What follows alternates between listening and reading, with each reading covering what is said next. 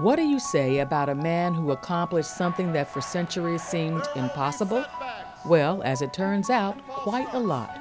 When Barack Obama became the 44th and first African-American president of the United States, the world was in awe. There were tears, cheers, and in some cases, fears.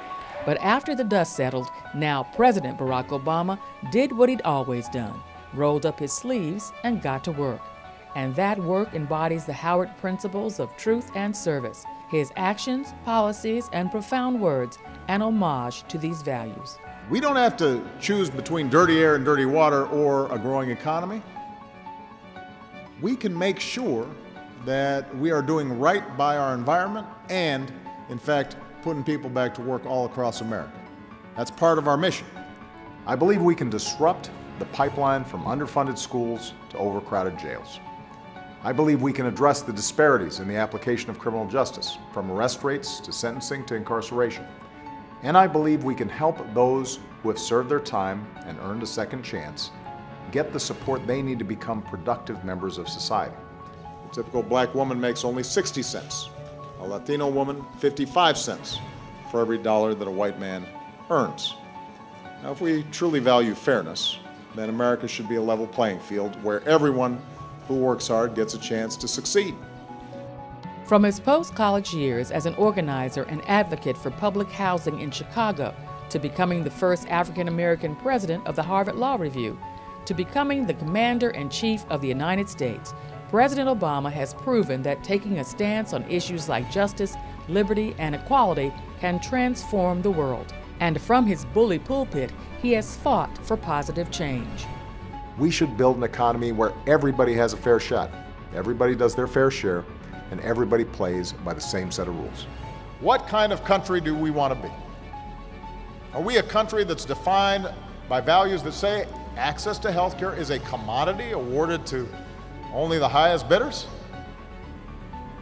Or by the values that say health care is a fundamental right?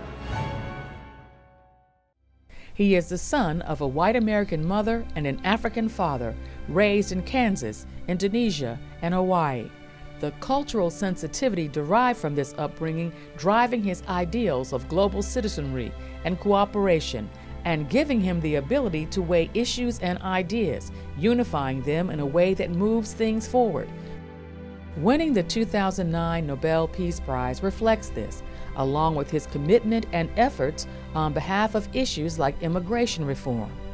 They are us.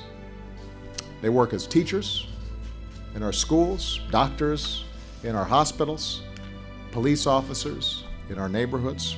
But what our history and the facts show is that generation after generation, immigrants have been a net plus to our economy and a net plus to our society. 90 years ago, Mordecai Johnson became Howard University's first African-American president, and like President Obama, Johnson faced the naysayers on what could be accomplished. Also like President Obama, he was not a man to give up easily and continued his mission to enliven Howard University. Though nearly a century divided, both men maintained a broad vision for the future, and that included the education of our children. No matter who you are, where you live, or how much money you've got, you should be able to access the world's knowledge and information just like anyone else. There's no better economic policy than one that produces more graduates with the skills they need to succeed, to start their own businesses, to create their own Microsoft. And that's why reforming education is the responsibility of every single American. Getting the best possible education has never been more important than it is right now. In today's world, a good job requires a good education. We're not going to give up on any school in America or any child in America. So what else do you say about a man who's achieved what many thought impossible, who's weathered financial crises, political strife, terrorism, with the responsibility for himself, his family, and the country on his shoulders? You say thank you.